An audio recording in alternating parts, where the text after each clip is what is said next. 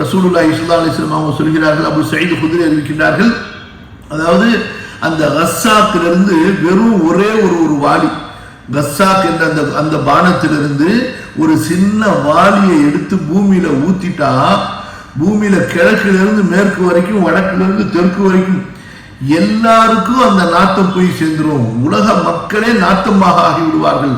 அந்த அளவுக்கு மோசமானதாக இருக்கும். அல்லாஹ் பாதுகாப்பானாக. அதே போல இன்னொரு ஹதீஸ்ல வருது, அந்த ஹதீஸ் கொஞ்சம் பலவீனமானது. அதனுடைய கருத்து என்னவென்று சொன்னால், அதாவது அப்துல்லாஹ் இப்னு அம்ர் ரலியல்லாஹு அன்ஹு அவர்கள் கேட்கிறார்கள் தங்களது மாணவர்களிடத்திலே, அத்ததுரூன ஐயு ஷைஇன் அல் கஸ்ஸாக், கஸ்ஸாக் என்றால் என்னவென்று உங்களுக்கு தெரியுமா? அப்ப மாணவர்கள் சொல்கிறார்கள், அல்லாஹு அலம். அதற்கு அப்துல்லாஹ் இப்னு அம்ர் இப்னு ஆஸ் சொல்கிறார்கள், ஹுவல் கைஹுல் கலீது لو أن قطرة منه تهراق بالمغرب لأنتن أهل المشرق ولو تهراق بالمشرق لأنتن أهل المغرب. அது நரகவாசிகளிலிருந்து வழியக்கூடிய கடினமான தடிப்பமான கட்டியான சீலாகும்.